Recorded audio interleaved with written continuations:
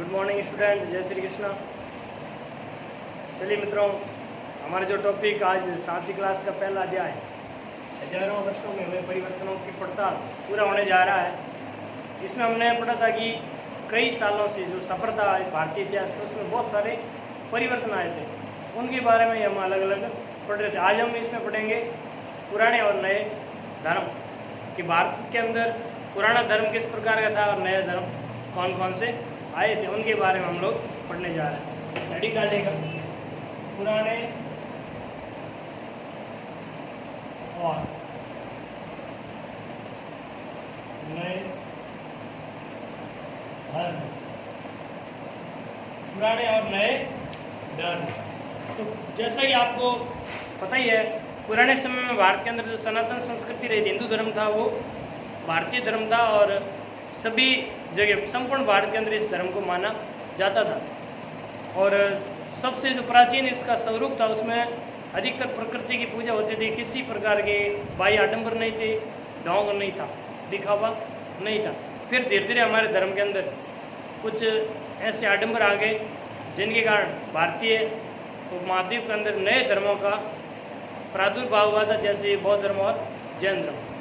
इन्हीं के बारे में आगे चर्चा करने जा रहे हैं।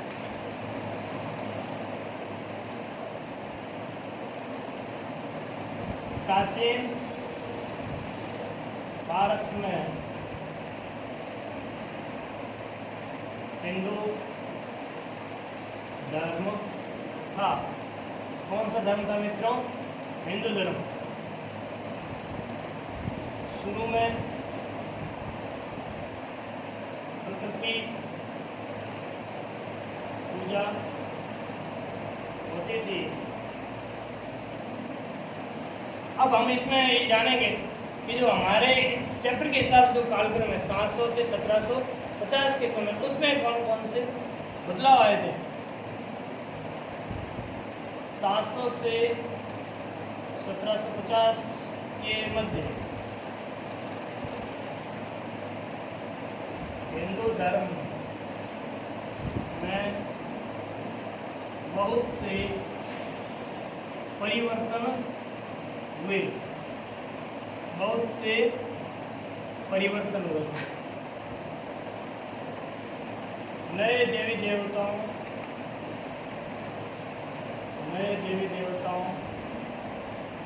की पूजा होने लगी। नए देवी देवता जो अस्तित्व में, उनकी क्या होने लगी थी? पूजा। ब्राह्मण वर्ग का धर्म व समाज में प्रभाव बढ़ा। तो ब्राह्मण वर्ग था, इसका धर्म के अंदर क्या बढ़ गया था? प्रभाव। धीरे धीरे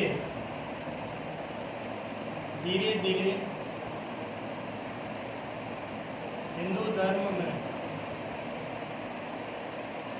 आडंबर का अर्थ होता है दिखावा करना, अंधविश्वास,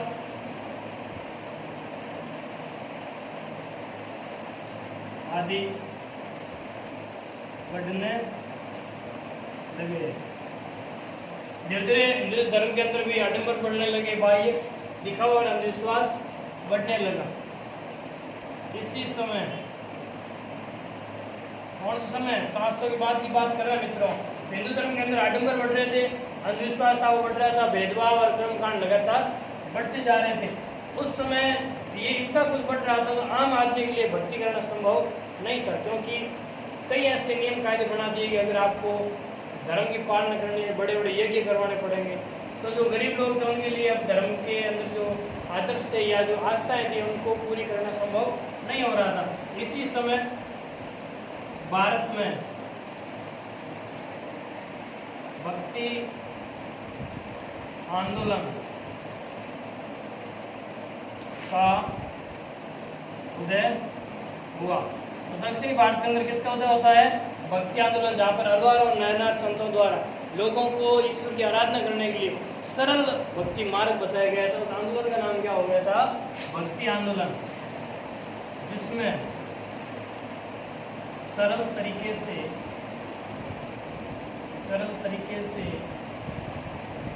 ईश्वर की भक्ति पर जोर दिया गया। यानी कि इसमें ये कहा गया कि अब जो भक्ति होगी वो आडंबर वाली नहीं होगी। किस प्रकार भगवान की आराधना करेंगे? सरल तरीका से। जैसे पुराने समय में कहा जाता था अगर आपको ईश्वर को खुश करना है तो पशु बलि देनी पड़ेगी, या फिर बड़े बड़े यज्ञों का आयोजन करना पड़ेगा, या फिर जो पंडित होंगे उनको दान दक्षिणा वगैरह देनी पड़ेगी। लेकिन इस समय ऐसा नहीं हुआ था, क्योंकि जो बुराई थी उसको दूर करने के लिए भारत के अंदर क्या हो गया था? भक्ति आंदोलन। इसमें कहा गया कि ये सारे कुछ आपको करने की जरूरत नहीं है, सीधा सा तरीका है, सरल तरीका, यानी कि आप नाम लेकर के ईश्वर की भक्ति भी कर सकते हैं बिना किसी दिखावा किए।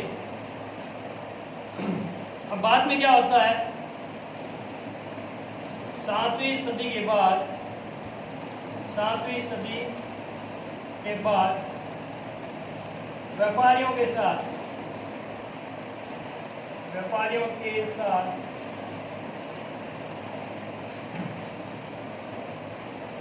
इस्लाम धर्म का भारत में आगमन हुआ। यानी विदेशों से जो भी चीजें आई है वो सारी किसके साथ में आई? आपके व्यापारी। जैसे जो बृहत्तर भारत था उसके अंदर भारतीय संस्कृति का फैलाव किसने किया था? व्यापारियों ने किया था। उसी प्रकार विदेशों से इस्लाम धर्म को भारत कौन लेकर आए थे? शुरू के अंदर व्यापारी लोग लेकर के आए। तो भारत के अंदर अब 7वीं सदी के बाद में नया धर्म कौन सा आ जाता है? इस्लाम धर्म। इस्लाम धर्म की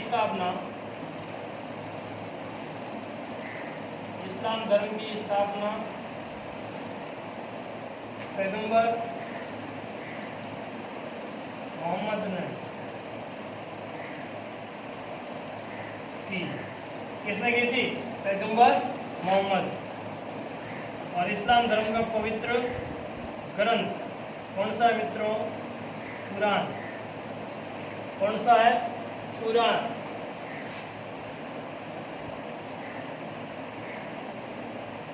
इस्लाम धर्म 2 भागों में बट गया। कितने भागों में बट गया? 2 भागों के अंदर। कौन से धर्म के 2 भाग हो गए? इस्लाम धर्म के। नंबर 1 शिया, नंबर 2 सुन्नी। अब शिया और सुन्नी में क्या होता है? जो शिया थे वो ये मानते थे पैगंबर मोहम्मद का जो दामाद था वही मुस्लिम धर्म का नेतृत्व करता है, जबकि सुन्नी लोगों का मानना था कि जो खलीफा है वो है इस्लाम धर्म के मुख्य कर्णधार या फिर उनके बागडोर संभालने वाले। इस प्रकार इनकी विचारधाराएं 2 प्रकार की, शिया और सुन्नी। किसकी बात कर रहे हैं हम लोग? इस्लाम धर्म की। अब आगे क्या होता है? बाद में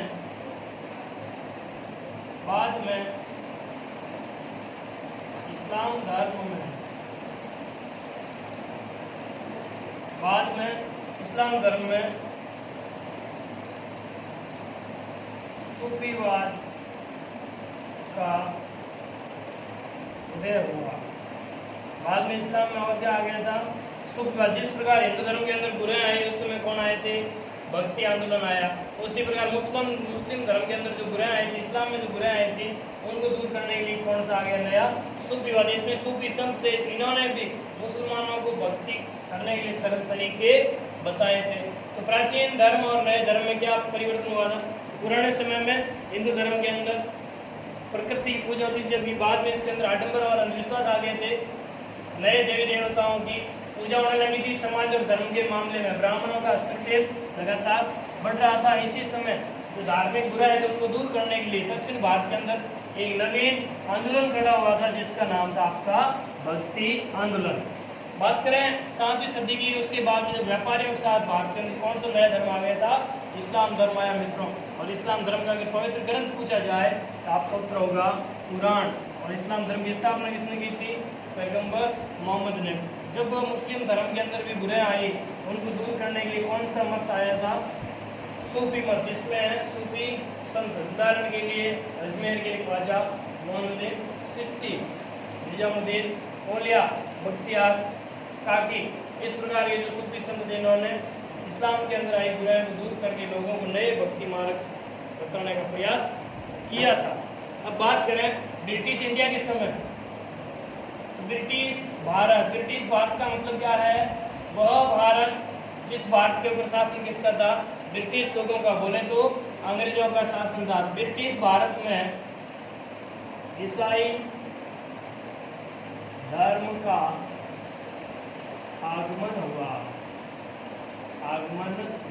हुआ, यानी ईसाई धर्म का प्रचार भारत में शुरू हो गया था। कब? अंग्रेजों के शासन के समय।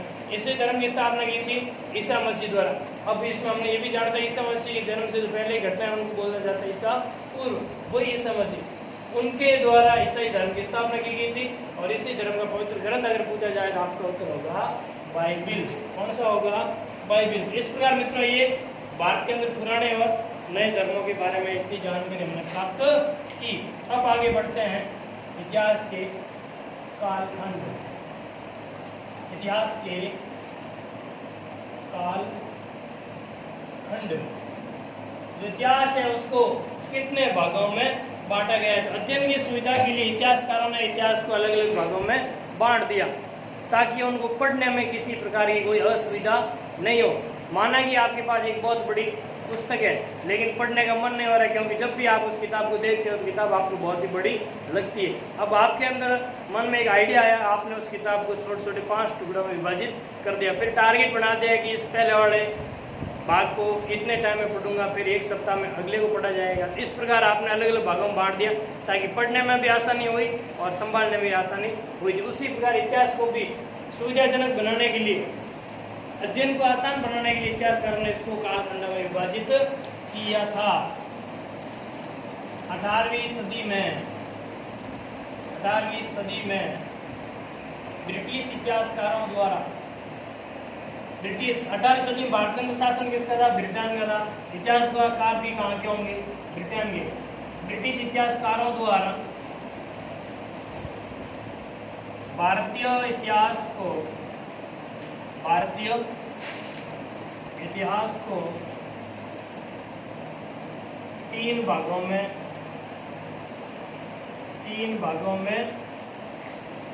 बांटा। कितने भागों में बांटा मित्रों? 3 भागों में। कौन कौन से थे 3 भाग?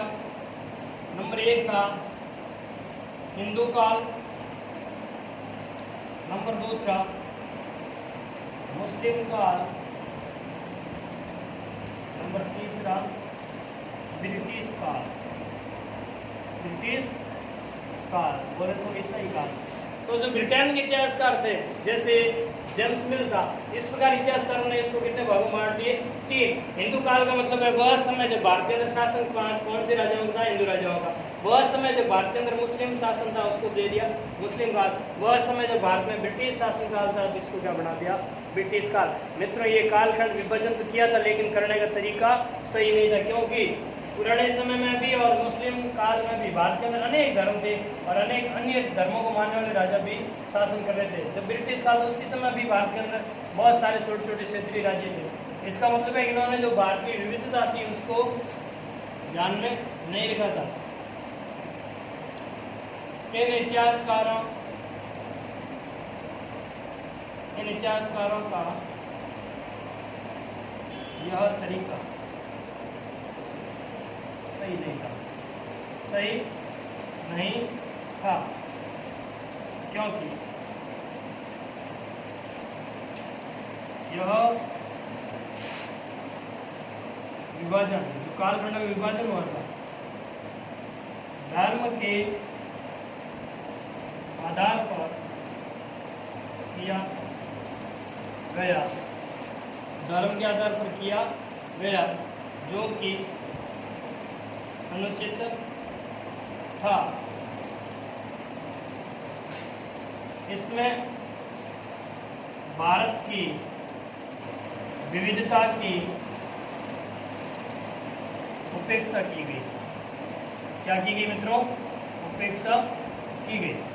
इस प्रकार कालखंड को ब्रिटिश इतिहासकारों तीन भागों में बांटा, हिंदू, मुस्लिम और ब्रिटिश काल। लेकिन ये सही तरीका नहीं था, क्योंकि इसमें आधार क्या माना इन्होंने? धर्म। जबकि इसके अंदर विविधता की उपेक्षा की गई, क्योंकि एक धर्म का शासन भारत में कभी भी नहीं रहा था। उस समय अन्य धर्मों को मानने वाले लोगों का भी शासन भारत में हुआ करता था। आधुनिक इतिहासकारों ने भारतीय इतिहास के 3 कालखंड बनाए। कितने बताए मित्रों? 3 कालखंड बताए। कौन कौन से? नंबर 1 प्राचीन काल, पुराना समय। दूसरा मध्यकाल, तीसरा आधुनिक काल। ये था काल का विभाजन। तो हमने जाना कि हजारों वर्षों के अंदर बहुत सारे ऐसे परिवर्तन होते जिनके बारे में हमने पड़ताल की थी। इनके अलावा भी भारत के अंदर खूब सारे परिवर्तन होते हैं, उनके बारे में भी आगे अध्ययन करेंगे। तो चलिए मित्रों, आपका पहला अध्याय आज पूरा होता है और आगे की चर्चा नेक्स्ट क्लास में करेंगे। तब तक के लिए नमस्कार, आपका दिन शुभ हो।